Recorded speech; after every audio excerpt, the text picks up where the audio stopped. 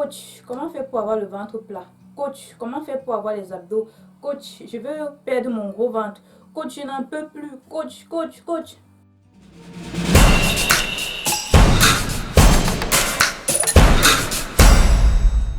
Hello tout le monde, bienvenue dans cette vidéo. Si tu es nouveau ou nouvelle sur cette page, sur cette chaîne, je t'invite à cliquer sur le bouton s'abonner afin de ne plus rien rater. Surtout, n'oublie pas de cliquer sur la cloche de notification.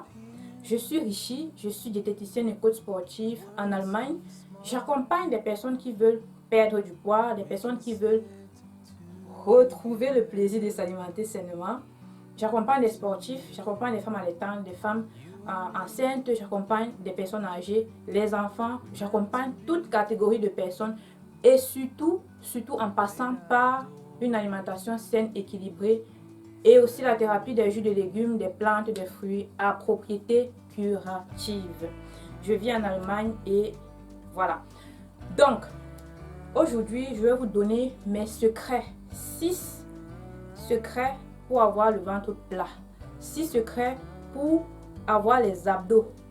Il y a les mamans même de 3 enfants que j'ai suivis qui ont les abdos. Ce n'est pas le lait, ce n'est pas la blague.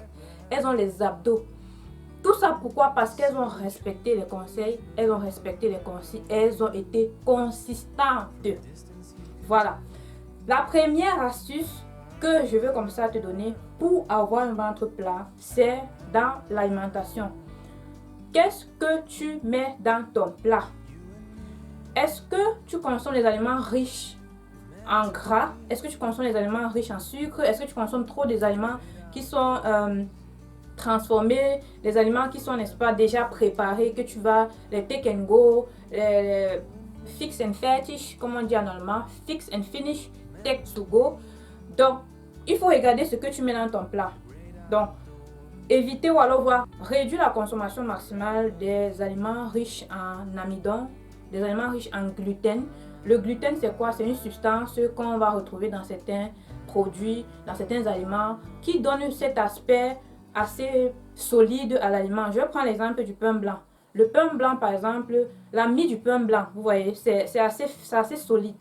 Par exemple, prenez le pain complet. Vous allez voir que le pain complet s'émiette très vite. Pourquoi? Parce que il n'y a pas cette substance qu'on appelle le gluten à l'intérieur. Donc le gluten, on va retrouver également le gluten dans les aliments comme le riz blanc, les pâtes et ainsi de suite. Pourquoi? Parce que dans le couscous également, c'est un très bon exemple. Le couscous de manioc, c'est cet aspect, vous voyez, cet aspect qui tire là.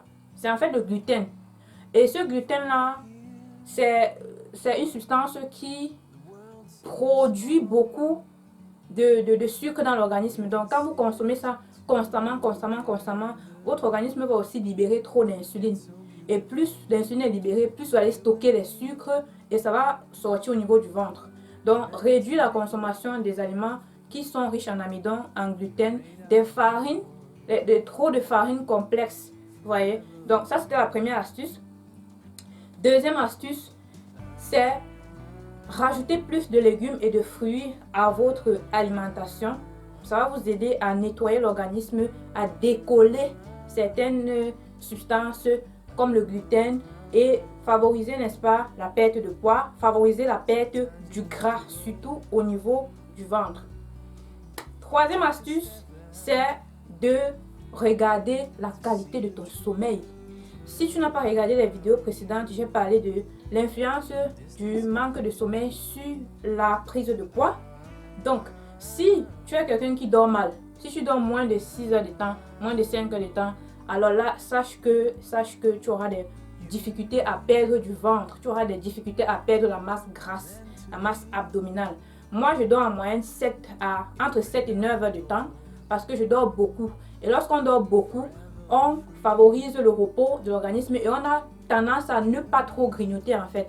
Et on n'a pas aussi trop faim. Vous voyez, des personnes généralement qui ne dorment pas assez, qui dorment très peu, ont toujours tendance à vouloir grignoter. J'ai expliqué ça dans la vidéo précédente. Je te prie de bien vouloir regarder cette vidéo. Si tu comprends cette vidéo-là, tu comprendras mieux. Voilà. Donc, regarde ta qualité de sommeil. Essaie de dormir entre 7 et 8 heures de temps par nuit. Et tu verras que ça va beaucoup influencer sur la perte du gras, notamment au niveau du ventre. Une autre astuce, c'est d'éviter de manger tard la nuit. Franchement, j'ai suivi jusqu'ici des centaines et je dirais même déjà plus de 1000 personnes que j'ai accompagnées jusqu'ici. Et l'expérience a prouvé que ces personnes-là qui mangent tout le temps tard dans la nuit ne parviennent pas à perdre du poids. Certes, perdre du poids, mais le ventre est toujours là parce que c'est au niveau du ventre en fait qu'on stocke. On stocke plus au niveau du ventre lorsqu'on grignote tard dans la nuit. Vous voyez. Donc vraiment, faites les efforts. Je sais que c'est pas facile. Je sais aussi que les obligations professionnelles et les activités quotidiennes peuvent nous empêcher de manger à une certaine heure et de vouloir repousser, n'est-ce pas, le dîner. C'est-à-dire, au lieu de manger, comme on conseille de manger au plus tard à 18h, si possible, voire au plus tard 20h, il y a des personnes qui se retrouvent en train de manger à 23h.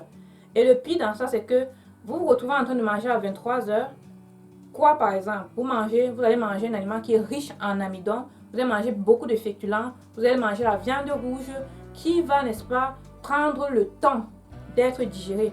Et directement après, peut-être disons 30 minutes après, vous allez dormir. Quand est-ce que vous prenez le temps de digérer ces aliments que vous avez mangés dans la nuit? Ça fait en sorte que vous ne digérez pas et puis vous stockez. Vous stockez. Non seulement vous stockez et vous mettez également votre système intestinal en danger. Vous allez voir les personnes qui, par exemple, ont des infections urinaires alors qu'elles n'ont pas eu de rapport sexuel ou quoi que ce soit du jour au lendemain comme ça. Pourquoi? Parce que c'est le fait de tout le temps manger la nuit et de ne pas laisser le temps à l'organisme de digérer. Vous vous retrouvez avec un bol alimentaire pas complètement digéré et là, ça se fermente, ça se putréfie et nos propres bactéries vont venir s'alimenter. Et lorsqu'elles s'alimentent, on dit parfois, là où il y a de la poubelle, il y a toujours les microbes.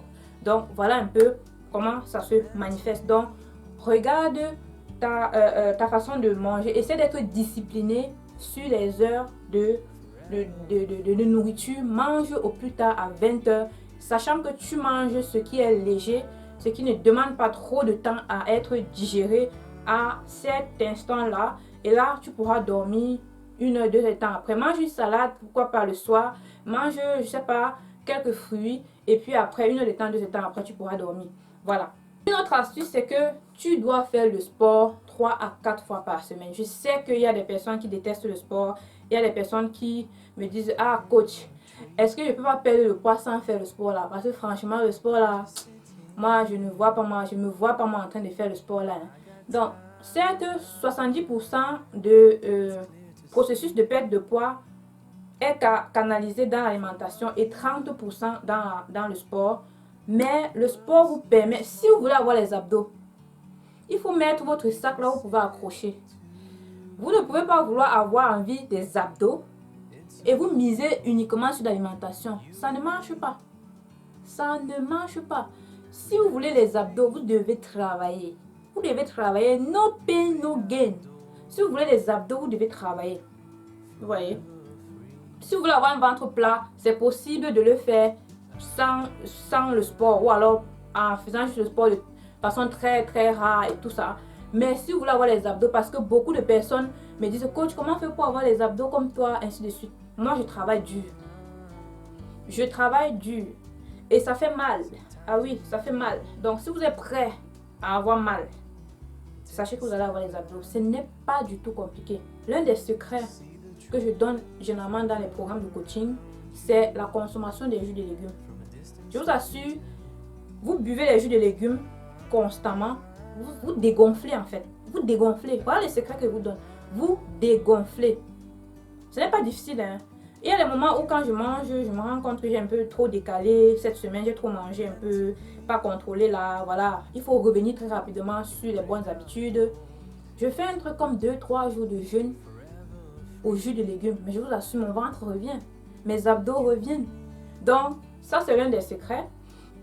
La dernière astuce que j'aimerais partager ici avec vous, c'est de contrôler et de gérer son stress. J'ai fait une vidéo la dernière fois, je vous prie de bien vouloir regarder cette vidéo là et voilà, donc du coup vous allez comprendre à peu près comment est-ce que le stress influence sur la perte de poids, influence surtout sur la masse abdominale, sur la graisse abdominale. Donc Ce n'est pas facile de gérer le stress, de contrôler le stress, mais faites les efforts. Faites les efforts de contrôler votre stress parce que le stress est un tueur silencieux. Vous ne voyez pas à quel moment, mais ça vous ronge au silence, en silence. Vous ne faites que prendre du poids, surtout au niveau de la masse grasse. Vous allez voir des personnes, des femmes, des hommes très minces, taillés, mais qui ont le ventre. Pourquoi? Si tu veux fouiller dans leur vie, ils ont trop de stress et ils dorment moins. Et là, ils stockent beaucoup plus au niveau du ventre. Donc, voilà en fait les 6 astuces que je vous ai données pour retrouver votre ventre plat ou alors pour avoir le ventre plat de vos rêves. Ce n'est pas difficile. Si vous appliquez, vous mettez en pratique ces conseils que je viens de vous donner ici, vous allez voir que vous allez avoir le ventre plat progressivement. Même si vous avez fait une césarienne, même si vous avez fait 3, 4 césariennes. Je vous dis, j'ai des femmes de 3 enfants, des mamans de 3 enfants qui ont les abdomens plus que moi. Je vous assure. Ah oui, elles sont nombreuses.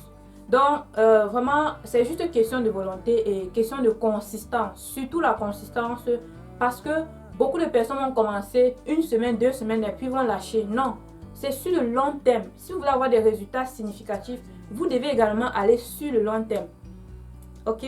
Donc voilà, c'était comme ça, Coach Rishi. On se dit donc à la prochaine vidéo. Dis-moi ce que tu as pensé de cette vidéo en commentaire. Et surtout, si tu as aimé, n'oublie pas de mettre un pouce bleu. Surtout, partage la vidéo autour de toi afin d'aider des personnes qui cherchent des solutions miracles pour avoir le ventre plat, alors que il suffit juste de faire ce que je vous ai expliqué là et puis bam, vous avez votre ventre plat. Il y a beaucoup de trucs. Je vais vous dire un truc. Il y a beaucoup de personnes qui me disent: attends seulement quand tu vas accoucher. Je vais voir si tu vas encore avoir ton ventre plat là. Je ris seulement parce que, comme je vous dis, j'ai des femmes que j'ai suivies qui ont 3, 4 enfants, qui ont le ventre plat, avec les abdos sur ça. Donc voilà, on se dit donc, prenez soin de vous et on se dit à très bientôt. Bye bye.